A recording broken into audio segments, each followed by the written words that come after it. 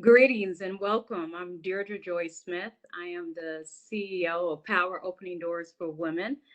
And thank you for joining Power London in collaboration with Lloyd's, our partner both in London and in Shanghai.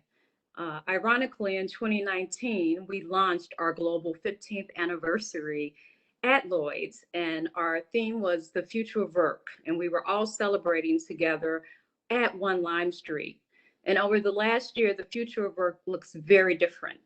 And we are living in a once in a generation opportunity to revisit the big questions. But as the late, brilliant Polly Murray says, don't get angry, don't get mad, get smart. And so today, as we convene, we have the opportunity to get smart and smarter about convening women, all women, and to help and focus on diversity, inclusion, and equity. So this is our time to revisit those big questions. Typically, our London program is hosted for 2 days. We have an economic roundtable. In 2019, we had the chief economist from the Bank of England and from HSBC. And we're so delighted this year that we have Chris Giles, who's the economics editor for the Financial Times. And he's going to provide a brief overview for approximately 10 minutes. And then subsequently, we'll engage with our panelists. And we want to thank our panelists for participating. And we look forward to an engaging conversation, 15 minutes of the hour. And with that, I'll turn it over to Chris.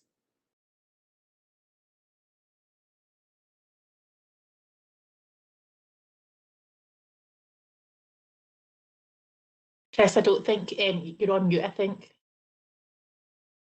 Hopefully you can hear me now. This happens all the time. It's a year in and we're still all doing it. I'm really sorry about that. As Deirdre said, I'm going to talk for about 10 minutes on the economy. I'll try and be brief and really clear, looking at both the UK and the US economy. And the nice thing is that the story is similar, but not entirely the same on both sides of the Atlantic. And what I say about the UK can really be translated to the rest of Europe as well. So we're talking about the both sides, the big economies on both sides of the Atlantic. There's not a huge amount of difference there. So the first thing that you need to say, and we all need to say it, and we all need to remember it, is that economic prospects still depend on COVID. We're not out of the woods yet. We've made a huge amount of progress. They don't depend on COVID as much as they did this time last year, where economies essentially closed down very large sections of the whole economy for a good 3 months or so.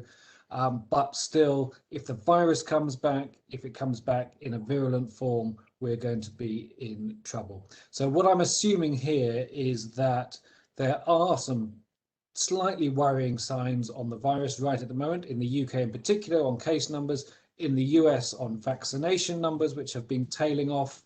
So that the news isn't as good now as it would have been 2 or 3 weeks ago, but still it's a huge amount better than it was 2 or 3 months ago and at the start of this year. So the news has been good. We've got problems with the Delta variant, but we hope those will only be relatively temporary and not huge in economic terms. But of course, everything is dependent on the virus being in some sense curbed. So I've got that caveat out of the way. Now let's talk about what's been happening in the economies on both sides of the Atlantic.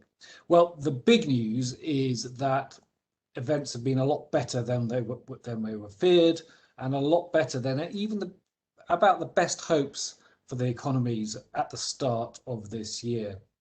So when we look at the US economy, the world's most important economy, it in the first quarter was only 0.8% below the peak before the pandemic.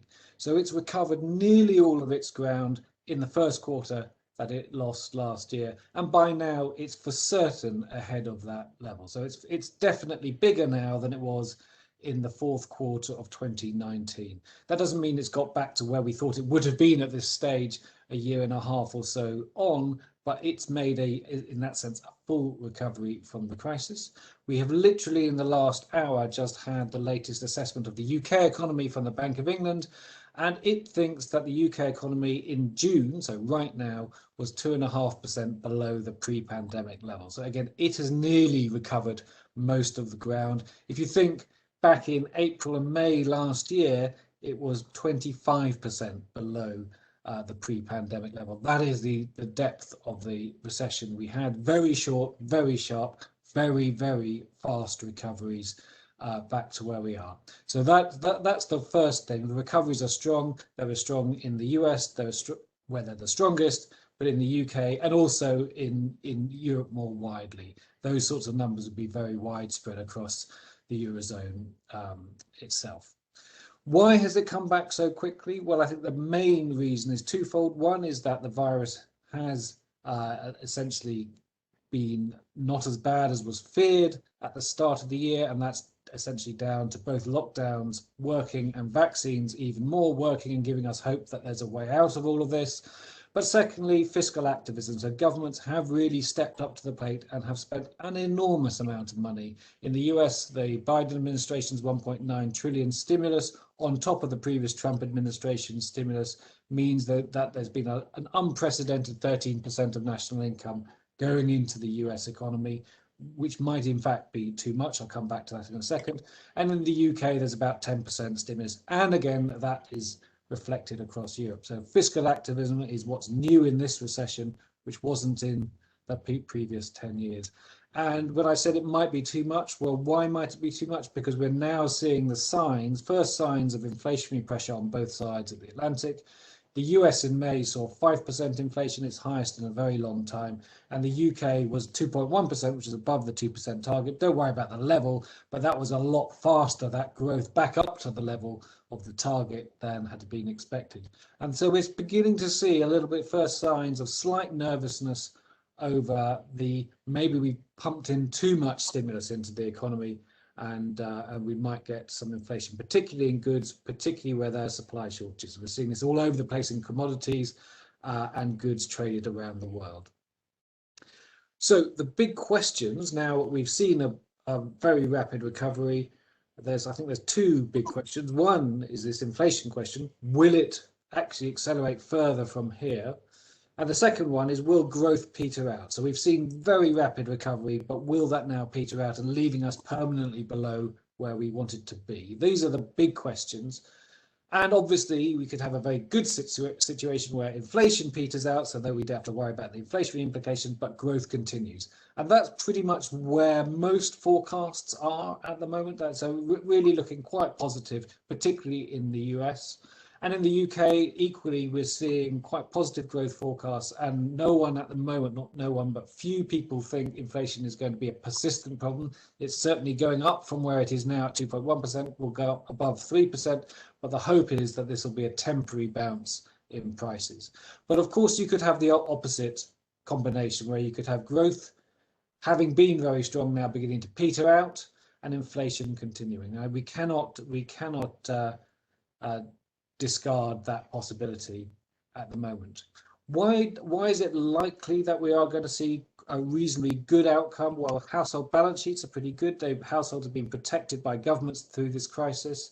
We've seen low bankruptcies. Households are willing to spend, so people aren't any longer staying at home being scared. And so far, we haven't seen much scrappage of technology or assets. But I think it would be fair to say that we shouldn't think that everything is okay in the medium term. It would be an extremely good outcome to get back to the path of growth that we were on before the crisis.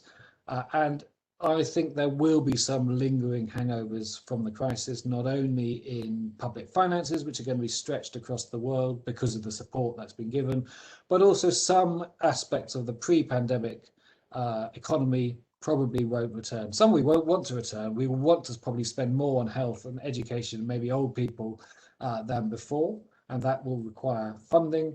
And also other things like international travel, some forms of the entertainment business, some forms of consumer-facing services unlikely to come back quite as strong as they were. And also the movement to more flexible working from home does mean that there'll be some gainers and losers from that, and the losers will take a while to move out. Let's say you're running coffee shops in the middle of New York or middle of London, you'll find that it might take a while to adjust to a lower level of demand. So I think that's what we need to look for. We're not going to know the answers to these big questions in the next few months. It will be more like towards the end of the year, early next year, when we'll have a good sense of where we are. But that's where the economies are. That's what the big questions are at the moment. What does this mean for business? Just to end up, what does it mean for business? Well, it means right at the moment, most businesses are in a bit of a purple patch, a really good zone, very sharp growth, better performance than you expected. Lots of businesses had contingency plans on a much worse outcome from the pandemic than this, and things are looking up at the moment. Expect it to last for a few more months, but then again, the big questions come in the autumn, where we'll see whether we can maintain the momentum for longer or whether it slows down. And the other thing business is going to be feeling some price pressures for the first time in really 20 or 30 years. We haven't had inflation and cost pressures looking as they are for now. And so every business will have to be thinking about whether it can absorb these cost increases or whether it needs to pass them on to their customers, and whether the customers will be willing to pay the price. These are big questions that companies will have to face. So I'm going to leave it there. I think I've had my 10 minutes pretty much, and I'll hand it, I think, back to Deirdre or for the time being. No, Chris, if you can go right into the Q&A. Okay, fine. Questions. Yep. I'm sorry. Thank you. Thank you. No, thank you for that wonderful overview. Thank you, Deirdre. I will go straight into the panel. So you know who the panel are, but I'll very quickly introduce them. We have Jane Harley, third-party manager and policyholder, and a co-chair of the Gender Inclusion Network at Lloyd's of London. Nero Ugajubo, the former special advisor to Prime Minister Theresa May, and Vicky Phelan, the Managing Director of Life Sciences at KPMG. Now, I've got a list of really good questions here, which I'm going to sort of ask. And the first one, I think, applies to all three of you. And it's sort of the term pink collar recession. The media's begun calling the last 2 years the pink collar recession, really because it's been affected in the jobs market women more than men, particularly at the lower end of the jobs market. So retail, I think these are the areas which have been particularly hitting women harder than men. More than 2.3 million women, compared with 1.8 million men, left the labour market, and it brought women's participation, particularly in the US, to the lowest point since 1988. So on both sides of the pond, women have lost their jobs at a faster rate than men during the COVID crisis. And so that raises three questions. What can organisations do to make women feel supported? What can organisations do to attract women back into the workforce? And what is the long-term effect and impact of the last 2 years? Do you foresee prolonged imbalances of men and women in the workplace? Well, I think given this is a gender-focused question, we should go to the women first. So I'm going to go to Jane for your view on this important question. So from my perspective, I think from a transition period and getting supporting females, you have to have, especially coming back into the workplace and post-pandemic is a transition period. I think that's the most important thing in my perspective, and from speaking to my female colleagues as well, that's the main thing, having a transition period. People have got used to working from home or being furloughed as well, and going from being at home, being protected, having your family life, being able to focus more on that as well, and then going into the demanding world of commuting, going back into the workplace, having to go out for dinners, start to socialise with colleagues, everybody. There has to be a transition period, because otherwise it's going to be very difficult to balance it. And I know you said about the gender piece, but I actually think it's a people element in general. I think females will speak up quite loudly, especially within the insurance industry. They'll say that they want to be more present at home, they want to have that work-life balance. But actually, our male colleagues over the last 15 months have been doing the exact same. They've all been working from home as well. And I strongly believe that they probably enjoyed being there to go pick their children up at the school gates as well. And it's got to be people driven. It can't just be a female targeted area, because without it being balanced, we'll never kind of get that equality. It's got to be a partnership. So and you were also mentioning about companies, but I think it's industry driven across the board. So if I'm just talking about insurance industry, we all collectively have to do something together. And you talked about a transition period. When do the big decisions have to be made? When do you think companies are going to be making these decisions on transition from the pandemic working environment to whatever the future is going to look like? So from a Lloyd's perspective, and from other companies that operate within the insurance market as well, they're very much saying that it's up to individuals to try and create what they think is their balance, which I think is fine in practice, and that's the kind of general message that you're kind of getting across the insurance industry. But actually, you get peer pressure if you see your colleagues. So some of me and my team are going to the office at the moment because I quite like doing the balance, and I've got nobody at home, so I can't, like, I don't feel as though it's a threat or anything and I'm putting anyone like in jeopardy. But if my colleague sees me going into the office, do they start to think, oh, Jane's in the office, I should be in the office? It's got to, like, we have to make it work. That if, like, we're all on WebEx at the moment, like, if 5 of us are in the room together and 5 people are at home, that's okay. We can, you can still operate. We've operated in the last 15 months perfectly fine. So we need to make sure as a team and as an industry that we continue those practices as we kind of, like, as we go on to the whatever the new normal is. Vicky, what's your impression of exactly what the working environment is, and what's likely to be happening in the next few months, and how this affects women?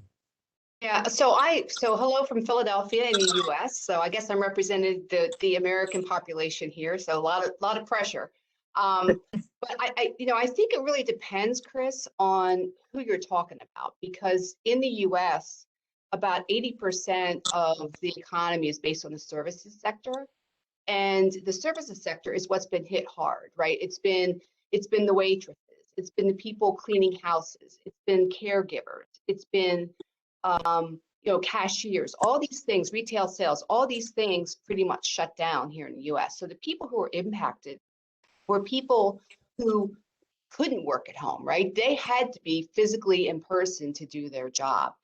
And it's been a real challenge here because we increased our unemployment benefits for people. And in fact, they're so good that people don't want to go back to work, right? So right now, there is a real shortage of workers. You cannot find waiters or waitresses, cooks. It's a very difficult situation here in the US for those kind of workers. For people in our positions who are all, more on the corporate side of things, I really do see it, back to Jane's point, as being one of flexibility. So at KPMG, all of our executive assistants, including mine, will be permanently at home. They're not coming back to the office. That's a permanent statement. Now, I don't know what permanent means, but that's permanent for now. The rest of us, people like me who are in client-facing roles, we are slowly coming back into the office. So we have a soft opening starting now, but officially come September, we have the option to return to the office if we so choose. If we choose not to, we don't have to. We'll get into kind of the balance of what that looks like later, but I do think another component here that's really impacting the women is we at KPMG offered early retirement, and I'm sure a lot of other organizations did as well. And if you take a look at some of the statistics, I think about 1.5 million more people retired that weren't expected to retire based on COVID. So we're going to have a real imbalance, I think, in the short term. And Chris, you can correct me if I'm kind of crazy here, but I think there's a real imbalance as to supply and demand in terms of jobs. And I think women will have to be flexible. I think corporations will have to be flexible. I think they're going to have to, in my life, I'm lucky, my kids are older, but you have to have the ability for people to get their jobs done, and not necessarily in the hours that you traditionally would have them get their job done. Thank you, Victoria. I think the issue about the labour market, particularly in the US, about people not wanting jobs and partly the benefits being so high. That's entirely correct, but it's temporary. So the checks are going to, as it were, run out quite soon. So we'll know much more again in the autumn what Right. exactly the situation is. And in lots of ways, in the short term, it was exactly what you might want. People not wanting to go to work or being less feeling they had to go to work at a time when the virus was spreading quite a rapid way across the country. And then later on, when we hopefully have it under control, vaccination rates are high, then there'll be more pressure on people to take a sort of a longer term decision now. But I think, as you say, what it is exactly, what those longer term decisions and those numbers you mentioned about retirees are definitively there, and that's what the data is telling us at the moment, means that it is very uncertain. I'm just going to take the same question essentially to Nero. And one of the things that we've seen here, you're a former special advisor to the Prime Minister in the UK, and one of the things we've seen here is the government has often definitively wanted to get people back into work. Do you think we're going to go back into that phase where ministers are trying to get people to go back into work soon, or do you think this work from home and flexibility is both on a gender basis but also on an absolute basis is where we're going to be for some time? Thank you so much. I'm sure everyone wants to return to some kind of normal at some stage. So I'm sure there will be a great deal of interest to get people back into work. But the reality, particularly in terms of women, is that we simply cannot return to the old normal. I think quite a number of things have changed. In many ways, the challenges facing women are not new. But what is new is that the pandemic has kind of shone a much bigger light on those challenges. So I think in terms of businesses reflecting on this, I think one, we just have to recognize clearly that there are very significant challenges facing women. These challenges may be different depending on which women we're talking about and where they are, but nevertheless, there are significant challenges. And I think so what that means for me in terms of how businesses should behave is that we shouldn't be making any assumptions as to what women really want from this situation and how they want to engage in the world of work. So there is an opportunity, in my view, to listen more and to listen not just to produce the fancy words that we're used to about commitment to gender equality and so on. But to move towards more serious and focused action. Because for me, if we return to the old normal as it was, we would have failed, because this is, to my mind, an opportunity to do some level of reset and to really engage in those bigger questions about equality, about social justice, and about gender inclusion. So I think there's a lot to do from that perspective. To engage women. And as I say, the most important thing is that we actually do the necessary listening and understanding the sort of new structure, what a new normal could look like that could make for a much more equal world. Thank you. I mean, I think that's a really important point about the importance of listening, because quite often managers might want to decide before, and they might have a prior view before they know exactly what the staff and their workers want. What's your impression about whether it's possible to be entirely flexible? Have we learned enough that working from home, etc., is entirely good enough, and employers should be able to make that happen? Now we've had a year and a bit of enforced working from home. Well, as they say, old habits die hard. And I think what you can see is that the minute we begin to open up a little bit, you see many companies, doing their kind of inward planning, drawing their map, who they want to bring back and who they want to continue to stay at home and so on and so forth. And these sort of engagement, even at that sort of UK level, but at international level as well, I think they're not sufficiently engaging the people who are most important in this situation. So that's why I was saying that we need to do that listening, proper listening, because many I don't think we're quite there yet. I think people, once you see that opening up, are rushing back to the same old behaviors and the same old practices. But what we do know is that those old practices made for a world that was not equal, and that created disadvantage amongst particular groups. So I think, again, there is a real opportunity to raise these issues, to have these conversations, to make sure that this is at the forefront of managers who are thinking about how they bring people back to the office. Can I just add, sorry, I was just going to add something there that I do agree with that, but I also think it's a tone from the top. So as in, I'm obviously talking about the insurance industry again here, but most leaders in the insurance industry are male, and the days that I have been going back into the office, most male senior leaders are back in the office most days of the week. And you have to set, we talk about flexible working, and we say everyone's going to have their own choice and try to make their own decisions. But if you're seeing those senior leaders going into the office, I know I feel pressure.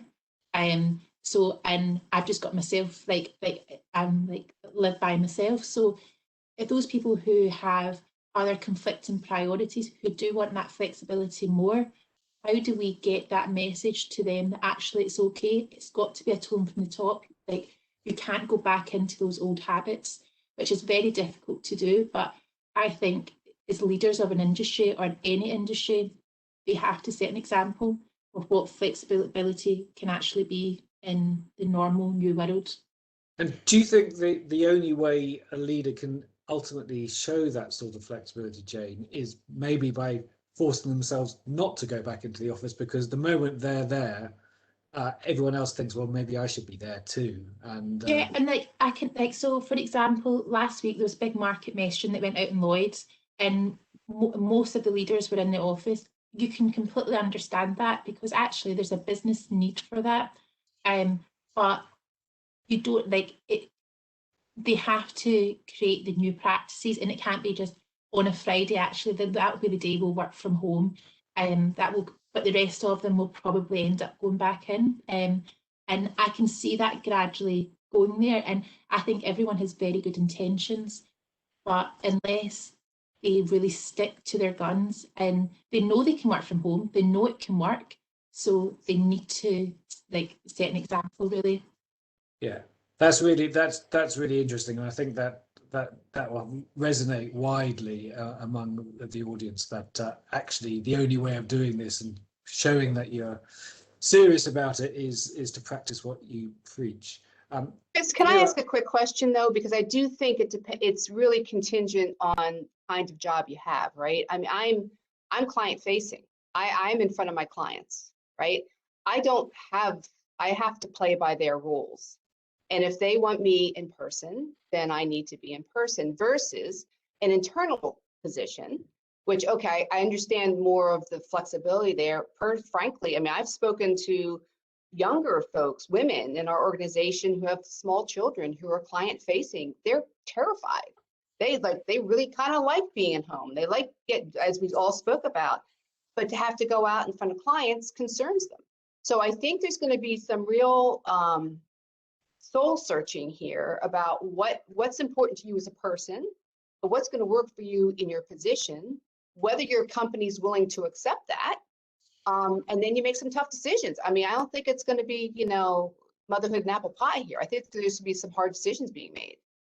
No, I think you're absolutely right, Victoria. I know that certainly from in my work. I am, as you can see, at home at the moment, but it's actually not convenient in the long term. All of the easy conversations we have at work, even when we're not out meeting people and doing the normal work.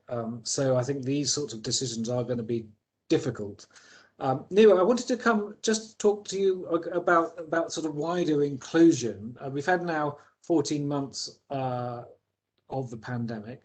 How has this period shifted your inclusion strategy, particularly when it comes to women, the BIPOC community, and working parents? Is there, do you have a step that Power members can take away today towards advancing a more inclusive workforce?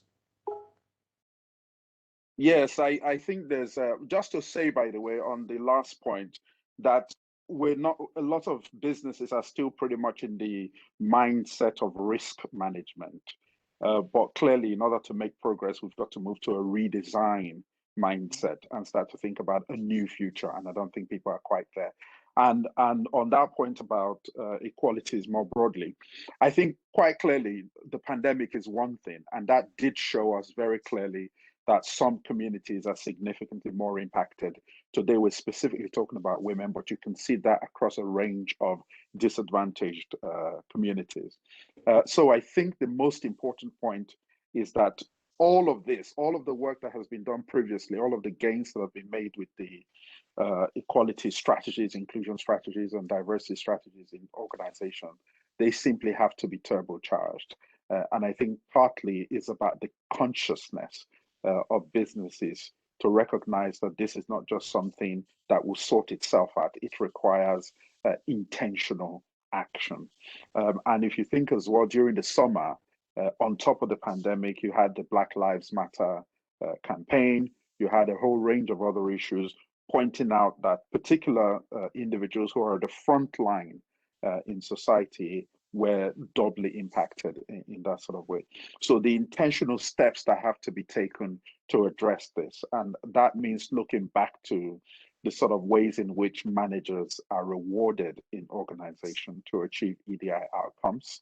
That means looking at the strategies you use in the redesign process, if companies are minded to go in that way, and then the ways in which you can engage your staff in raising awareness and in training your people to think differently in a world that is fast changing, and to bear in mind the sort of challenges that we've seen through this process.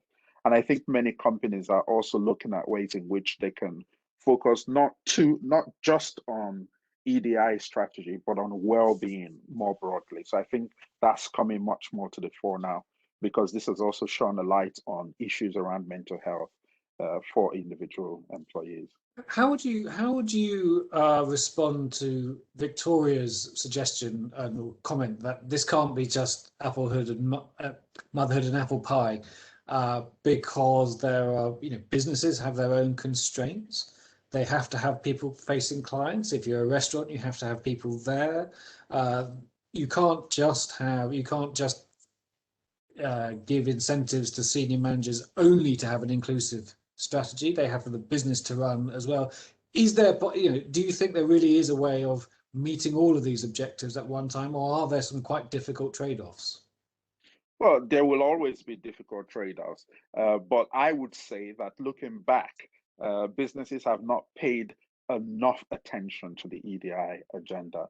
So this is an opportunity to bring that in, and it's not just KPIs for diversity. It's including that with the other KPIs that managers are usually rewarded for. So I think there is a real opportunity from that perspective. And so, Victoria, I'd just like to go, just to take it back to you. Do you agree that managers and companies can shift their strategy and put more emphasis on inclusion now, or is that going to be quite, a sticking point, something that's quite difficult to work through in the months ahead? No, I think it's table stakes at this point. I really think that it's, part at KPMG, it's in my business as a lead partner for a major account, I actually get a diversity scorecard, and it takes a look at the people who are working on our teams supporting that client and the diversity and all aspects of diversity. At KPMG, we actually have business resource groups, BRGs. Now we've had in place for years, and there's 7 of them, and from women to pride and go down the list. That's making a dent in it, but it's not aggressive enough, right? And so we put in place, we have a new CEO whose name is Paul Knopp. He put in place last year something called Accelerate 2025, which is all around what Neera said. It's diversity, equity, and inclusion, and how we're going to get from the metrics we have last year to the metrics that we need in 2025. And it's going to be built into our compensation plan. It's going to be built into our performance to make sure that we have diversity. It's hard. It's very hard. It's not easy. And in the US, as a manager myself, it's sometimes very difficult to find diverse candidates that are qualified to do the work that we are doing. But we got to get there sooner. We can't just get to them, when they graduate from college. We got to start working with these kids, in middle school, and get them involved in activities that would allow them to get to where they need to be for a KPMG or many of the other jobs that are represented here. Thank you. One of the other aspects we've learned in the pandemic has been that mental health has been a particular problem, often for many communities, but especially for women and ethnic minorities on both sides of the Atlantic. I could say, to everyone, what have your companies done to support mental health for their employees? Victoria, I'll start with you, just because you're in the middle of my screen right at the moment. It's the middle of the screen, right? I'm on the left of my screen, so I don't know how that works. Yeah, that's a great question. And I will say, as a leader myself, in the midst of all this, I think a lot of the folks that work for you looked up to you and said, what are the answers? How are you going to handle this? How are you dealing with it? And everybody was in the same boat. And the first thing I did was to be totally transparent and say, hey, I am no different than you are. I'm struggling with exactly the same things that you are. And, I think that helps level the playing ground. But what I will say at KPMG is they jumped all over it. At first, it was a very concerned about your physical well-being with getting COVID. But then we introduced so many. In fact, the pendulum probably swung way too far over to the right, but we, on a weekly, daily basis, we have had, meditations, mindfulness. We have had increased sabbaticals. We've had people allowed additional leave of absences. We have people, we're doing a whole wellness campaign. We have our employee assistance program. You can dial a trained social worker or with no judgment, about what you're going through. So we've got a lot of programs in place. We are reminded on a weekly basis what's available for us. We have a summer shutdown coming down the week of July 5th, mandatory. We have to take our PTO so that we get a break. I do think that, I think all of us, me included, there's burnout here. There's like, you eliminated the commute and now you're working those hours. So we have stopped meetings before 9 o'clock, with the exception of this one. Meetings before 9 o'clock. We shut down meetings at 5. Now, these are internal meetings, not client meetings. We have no video Fridays. We have heads down Wednesdays, which is, don't take any meetings, just focus on the work you got to get done. So lots of programs in place that allow you to kind of keep your head together. But I do think I don't know anybody who hasn't struggled in some respect with this. Thank you. Jane. I'm writing those ideas down, some of them, because I would say from Lloyd's perspective, I agree with, they've got lots and lots of different initiatives, like very similar to the ones Victoria said. But I think the difference at the moment is that companies it's quite easy to put initiatives into place. Well, that's my personal opinion, is it's quite easy to put them into place. But Victoria's talking about burnout, and actually what you find is a lot of employees and companies are exceptionally stretched in their roles currently, and they don't have the time to have that headspace to utilise the resources. Everyone has mental health aspects, like every single person. You might have positive mental health, you might have negative mental health, but you have to have personal awareness of what tops you up. So if I'm sitting at 60% of, I know I'm a bit stressed today, or I'm not feeling myself, I know I need to go out a walk and detach. But it's up to individuals as well to sort of manage their time. And if they feel that they're struggling, to take time out, because at the end of the day, companies are going to put these resources into place, but it's up to you as individuals and as managers to try and sense check individuals and who you've got responsibility for. Because I don't think they're maybe as well utilised as they could be. Thank you. And Neera, what's your company been doing for mental health? So I think like Jane, quite a number of initiatives in place that staff can tap into. But just an additional point to add to what's already been said. Um, what I found to work the best is that the staff themselves have been incredibly inventive in finding ways to connect with each other, to share ideas, and to bring people together around things as simple as watching a movie or book reading, or talking about different aspects of their lives and so on and so forth. So our staff networks, and there are 5 key staff networks within the organization, have been incredibly powerful in providing that sort of peer-to-peer support within the organization, and I think that's immensely helpful for people. I personally found it incredibly useful as well.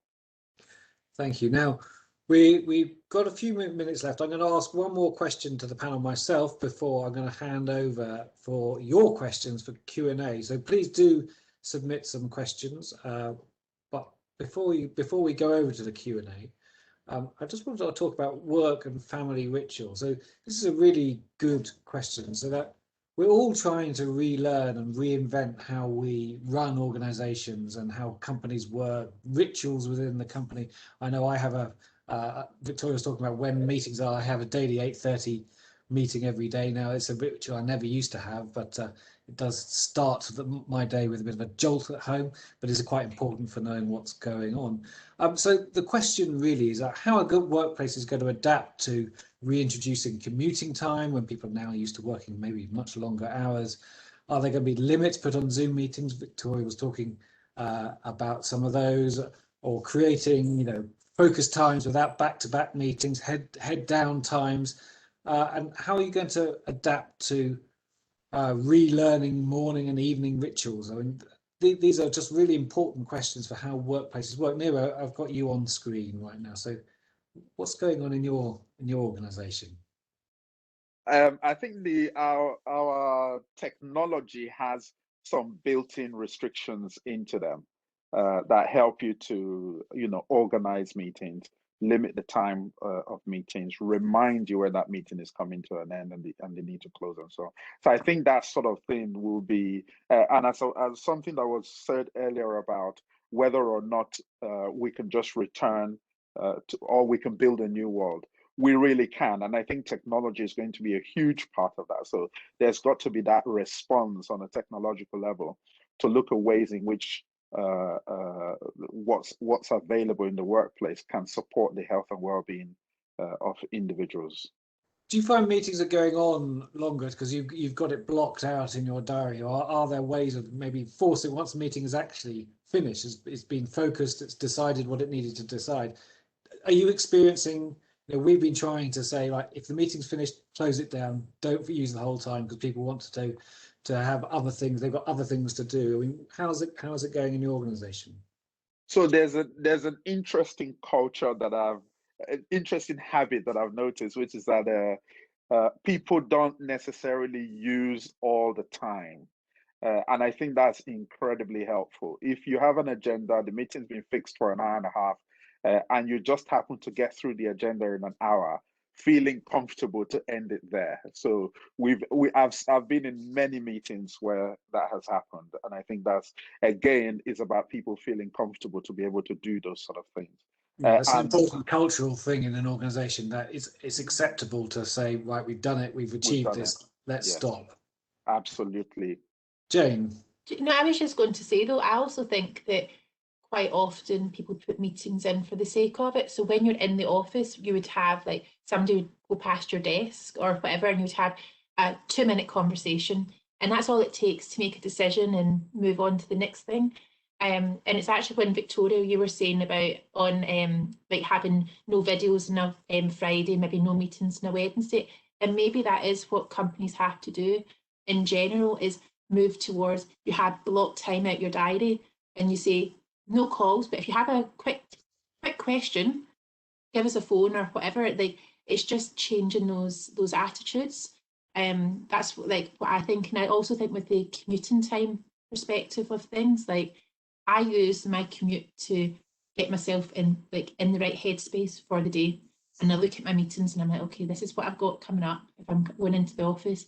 And the same, I use the time to commute when I'm going back to answer all my emails. And so when I get home, that's my time. And I know everybody's different, but it's like, it just comes back to finding what works for you. If you're only going into the office 1 or 2 days a week, maybe those are the days that you're more focused on meeting people face to face. And the days when you're at home, it's the days that you can focus more on work. It just comes back to finding what works for individuals.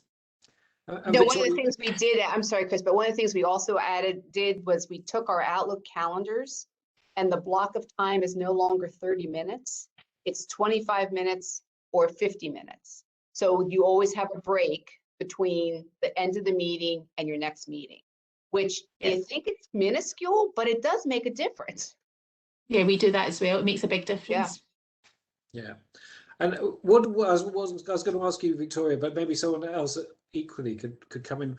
What Jane's really good point that when you're in the office, one of the things that you can do is just go over to someone's desk, ask them a question, take a decision maybe in 2 minutes. What is it that we can do in technology that can replicate that sort of efficiency online? Well, we have that, right? I mean, we have that through Teams, right? You can be on Teams and you can shoot a quick note via Teams and get an answer real quickly. I mean, it's probably even more efficient than it was in the office. This way, I don't have to get up and move, which is terrible for physical fitness, by the way. But it's great in terms of efficiencies. But that's one, assuming Teams is up and running, back to your point, Nero, we're not where we need to be with technology yet. But that's a great mechanism to be able to get those quick responses and then move on. I agree with the Teams aspect, but I would say that people expect you to multitask more when you're working from home.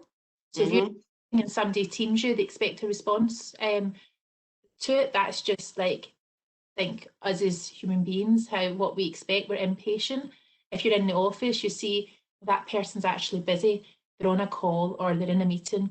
I'll wait till they're free. And that bit I don't think we've solved yet.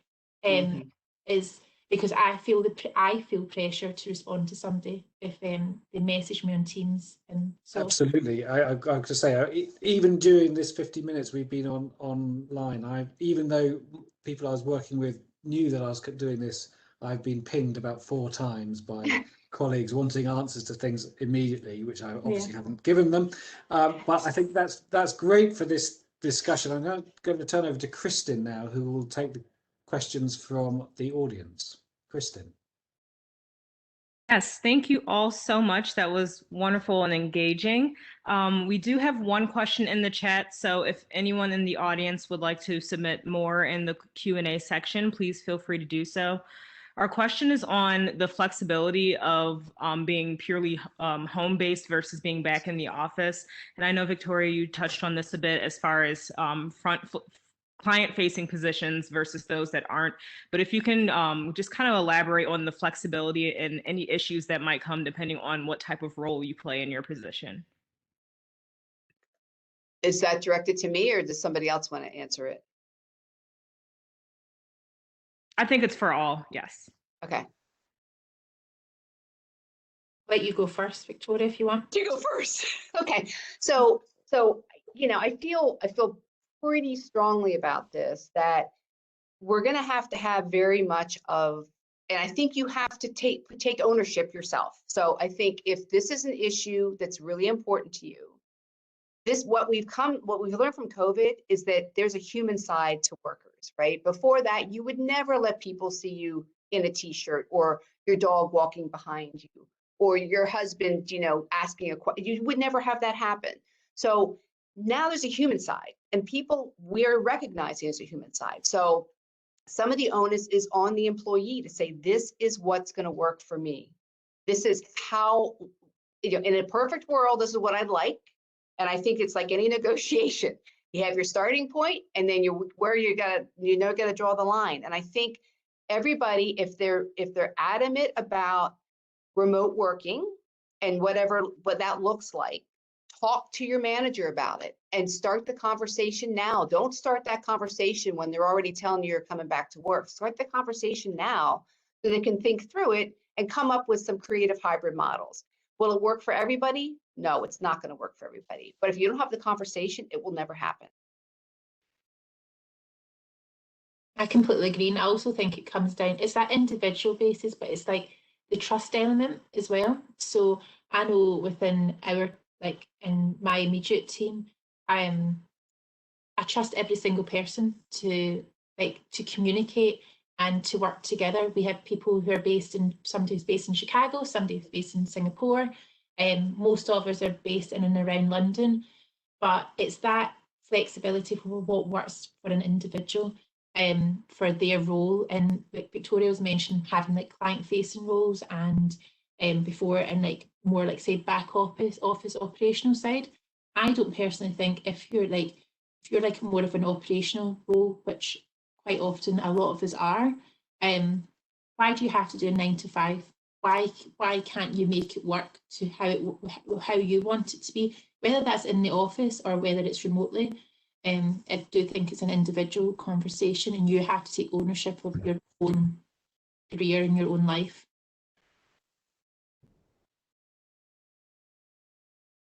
And just to add, I think what's going to be incredibly important is about how we build awareness within organizations, because this sort of new culture of flexibility, some people might react to it differently to others.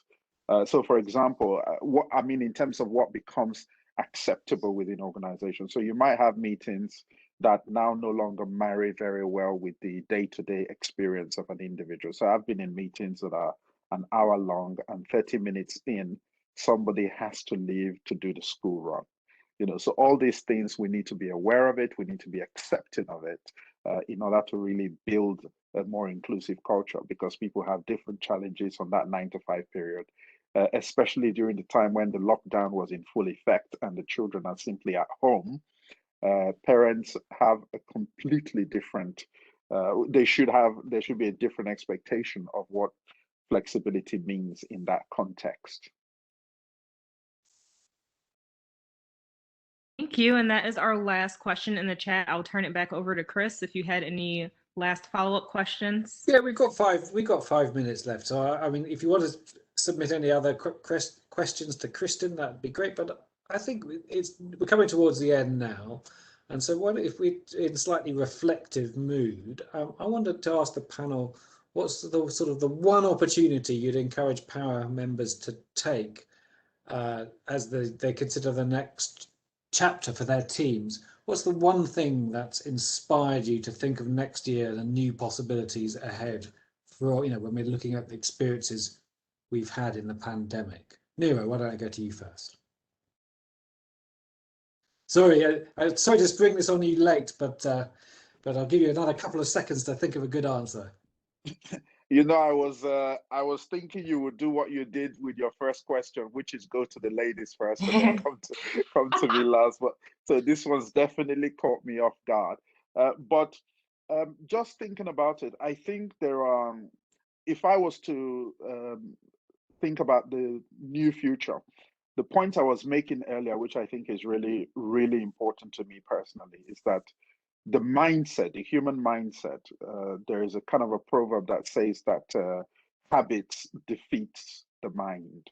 The human mindset is to defer back to what you know, to what you're used to.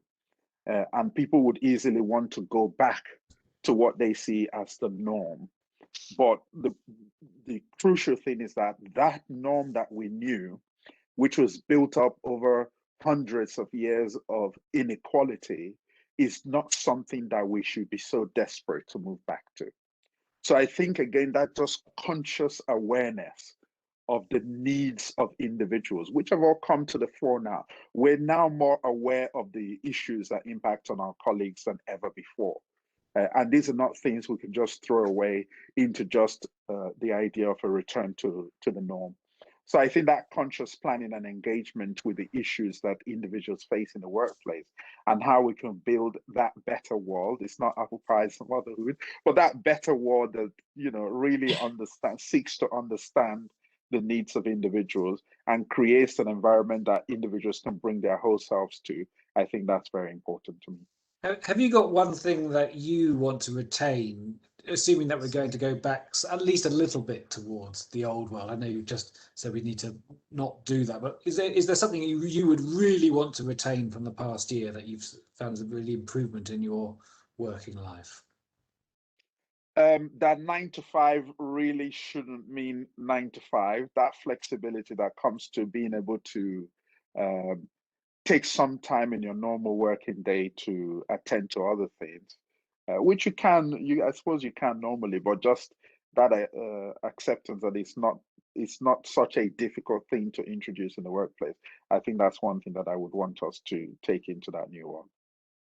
Okay, Jane, one opportunity for your colleagues to think about and one thing you'd like to retain from the past year. So whether it's an opportunity or whatever, but I think act as a voice for your peers as well. Usually if you're thinking something and it doesn't feel right, then also other people are thinking that as well. So act as like that voice and champion change. And then for me, something I've like, so I'm like, I think I've like put my own well-being and my own happiness at the forefront of, like, yes, I'm very ambitious, but that part in the last year, my own happiness is like been like pivotal, and I don't want to lose that whenever we go back into that transition period. So something I'm really conscious of. And Vicky, say just to wrap Easy. up to you. This is easy. Empathy and compassionate candor, I think, are really important as leaders, that you need to have those qualities. And then the things I would retain, 2 things, actually, my husband and I prefer to eat in the dining room, which we never did. We kind of ate in the kitchen. So we eat in the dining room under the chandelier. That's kind of cool. And then I block my calendar to work out on my Peloton, Jane. I'm looking at your bike. I don't know if it's Peloton. I'll add you as a friend. I'll find you and I'll add you. Oh, okay. I block time on my calendar to do my Peloton or workout every day. And I don't want to lose that. So that's been good. Great. Lovely. Thank you ever so much, Vicky, Jane, and Nero. And I'm going to hand you back, I think, to Deirdre. Just to close out. Yes. Thank you, Chris, for your double duty today, and to Vicky and Nero and to Jane for an engaging discussion. Also like to thank Lloyd's, and I would be remiss not to thank Pauline Miller, who's been our lead at Lloyd's, and for their support both in London and in our Shanghai markets. I would also be remiss not to thank KPMG, who's been a long time partner of ours for, I would say now about 15 or 16 years. And also want to recognize Southwest Airlines, who I believe has changed the trajectory of our organization. So on behalf of our entire team and to the Lloyd's COM team, thank you all for an engaging conversation. And I think that's it. Thank you. Goodbye now. Thank you. Goodbye. Goodbye. Take care. Bye. Bye. Thank you.